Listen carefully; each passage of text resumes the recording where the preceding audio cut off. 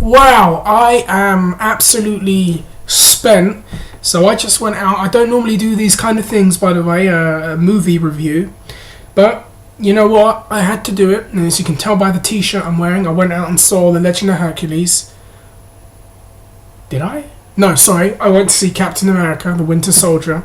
This is a film that I have been dying to see since I heard it was being announced. And me being a comic book guy and a comic book fan, and being a big fan of a story that revitalized, in my opinion, Captain America in The Winter Soldier, because I think that that was part of this career rebirth of the character after, you know, all of these things kind of happened and it wasn't doing as well. And then the Winter Soldier story, in my eyes, revitalized Captain America. So it was quite a thing to hear that they were going to bring this character, the Winter Soldier, to life with Captain America.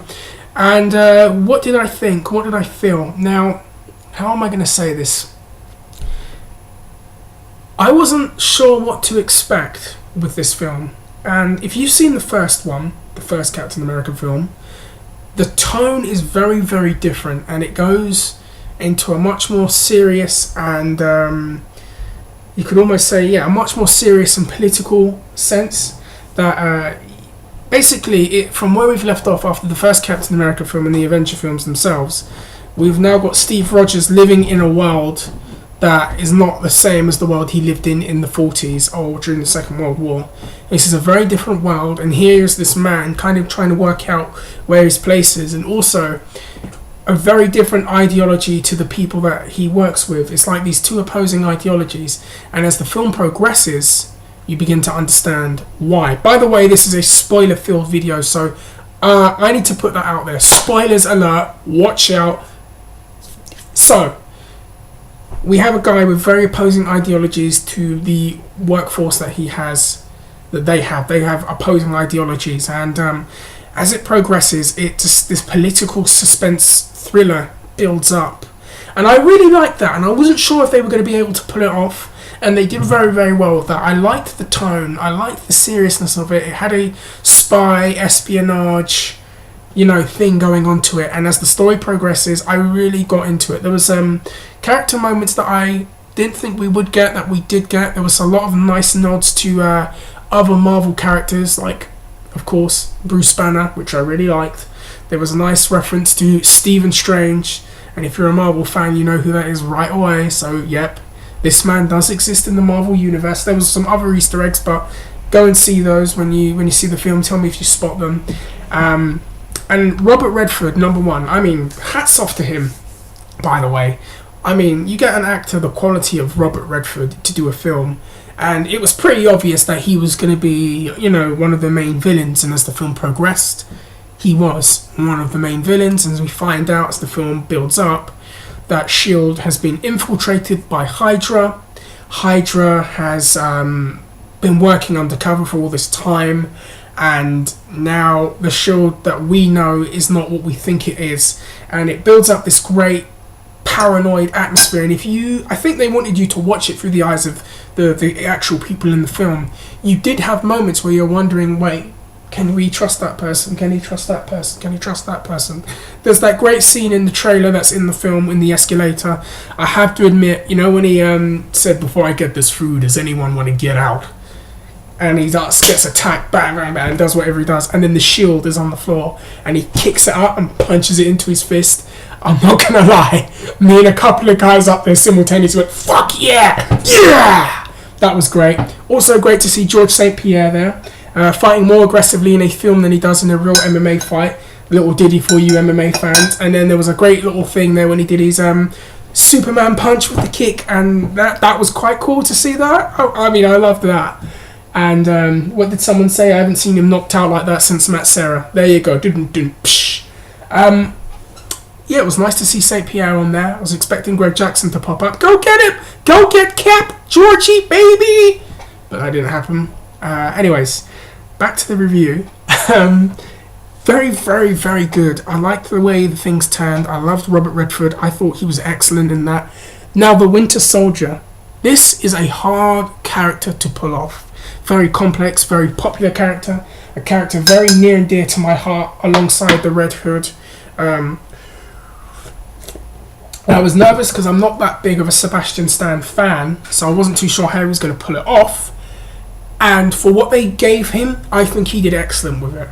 And they didn't give him a lot to say, but when you can see, you can see the story being explained in someone's facial expressions. I thought that was excellent, and he did a very good job when he needed to look cold and calculating. He did that very excellently.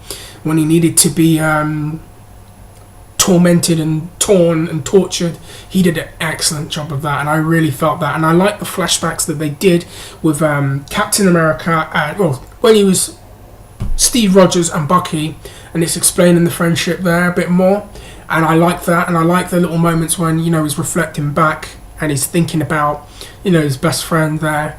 And I thought that was a good thing when he goes to the museum and you can see his best friend there that he believes is dead. And as the story progresses and he has the fight with him outside and the mask comes off, dun dun dun, it's Bucky, and he's standing there and he says to him, Bucky, and then he looks at him and goes, who you calling Bucky? Which I thought was great, just like in the cartoon and in the comics, which I thought was excellent. And other things I liked the little bit with Peggy Carter in the film. There was there was something we saw of her in the documentary in the museum when he's sitting there watching it. There she is talking, and then he goes back to see her in present day, and she's a lot older. Obviously, she's an old, elderly, sick woman, and it was nice to see those two talk. And it was actually quite a nice little thing. I liked that scene, and it kind of helped develop him a bit more, and they want him to live this life. She's saying, I want you to live your life. That's my only regret, that you didn't get to live your life.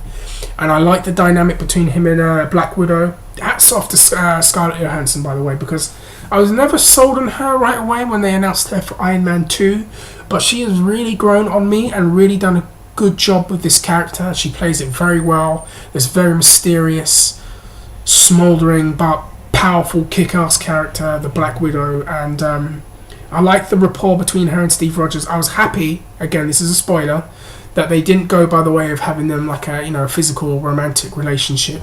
It was nice to actually see a professional, working, friendly relationship between the two, and the banter between the two of them was pretty funny, and it looked like two friends. She was trying to set him up with all these people.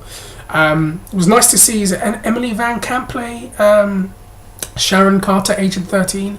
I would like to see more of what she does in that role, and it's obvious that we're probably going to see her again. She was excellent. Scarlett Johansson, as I said, was excellent, and I would love to see her have a film very, very soon, actually. She gets a film, I'll definitely go to see that. What else? It was great. A lot of twists, lots of turns. Definitely kept me on the edge of the seat. Definitely makes up for Iron Man 3, because I know a lot of people were disappointed by Iron Man 3, and for me this made up for that. And I would highly recommend you see it, because there's so many things that you don't expect, even in the tone and like the political aspect of it and all this infiltration. And there was a reference to Howard Stark, and it's presumed that Hydra had a hand in having him killed. So that's interesting. And one of the things I liked about this film even more is that it had implications for the rest of the Marvel Universe, because now we find out what's happened with S.H.I.E.L.D. We know that that's going to affect a lot of other people in there. I love the fact that there's some implications, and I know a lot of the characters that will be affected by that, and that was great. And it sets up a third film really well. Anthony Mackie, it was good to see him, because he kind of disappeared for a while, and it was nice to see him in this film. I thought he was really, really good as the Falcon. I was a bit worried that he was going to be like the jokester too much, and it was like, just the comedic, sidekick of a film. But he actually was presented as a potential equal to, 3, Captain America and Black Widow, and I think he did very, very well, and he came off very, very well in this. I really liked him. I really liked the Falcon suit. It was different. It wasn't like what you'd see in the comic with the spandex and the wings. It was a military suit, but it worked, and I thought it was good. His scenes were great. And then there was that great bit with Sebastian Stan as the Winter Soldier. And this is where I was sold on him a bit more as the Winter Soldier, when he's been out of the cryogenic freezing thing for a certain amount of time.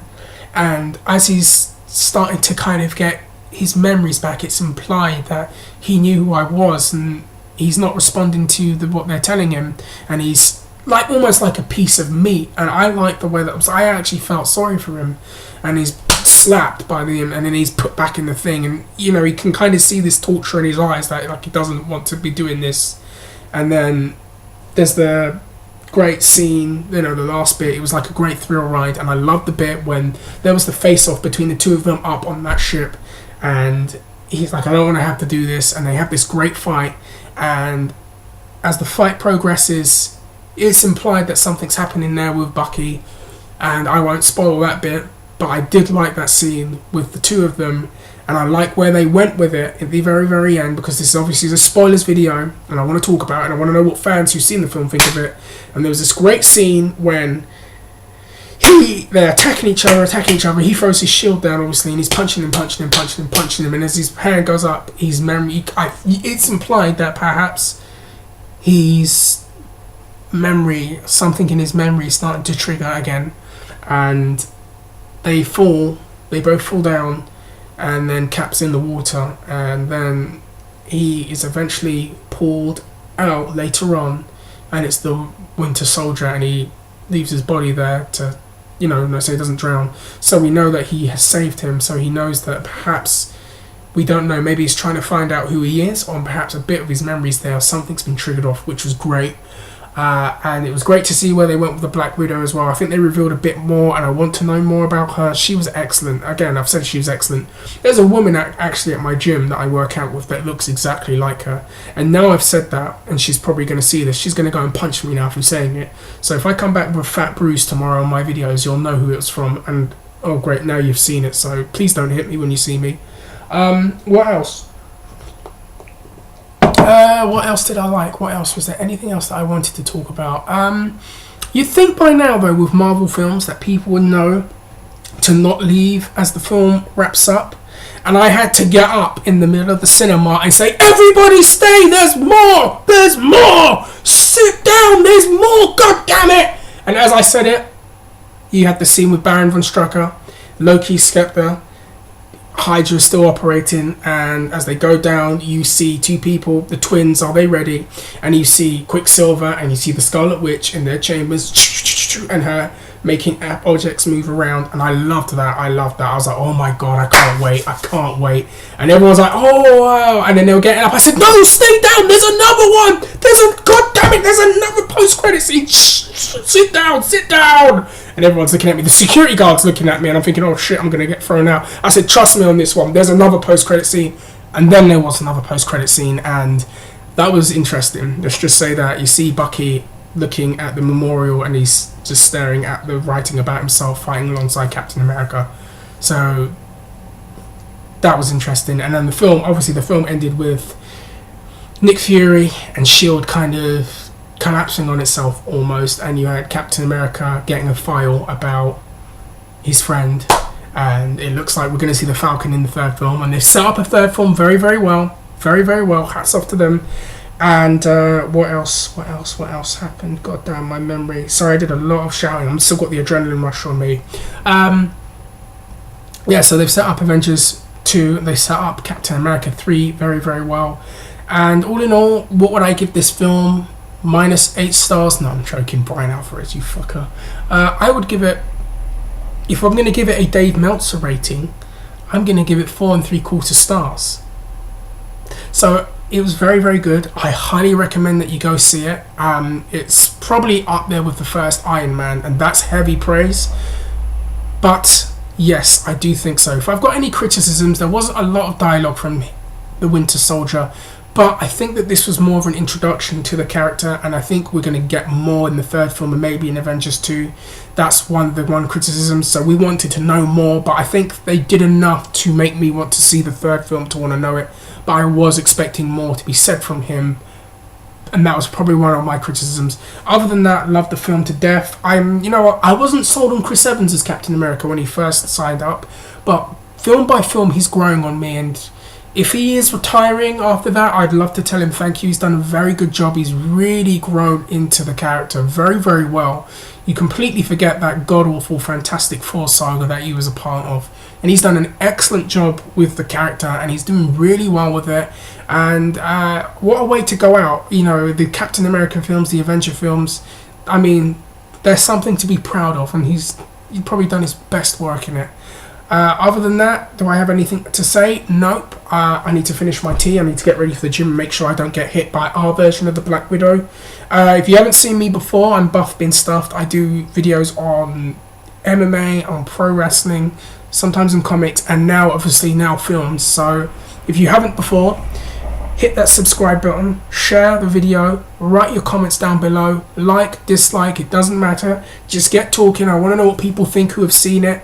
And again, yeah, take care. I love you all, and who knows what's going to happen next. I'm looking forward to the next set of films. Much better than Iron Man 3. God bless you all. Take care.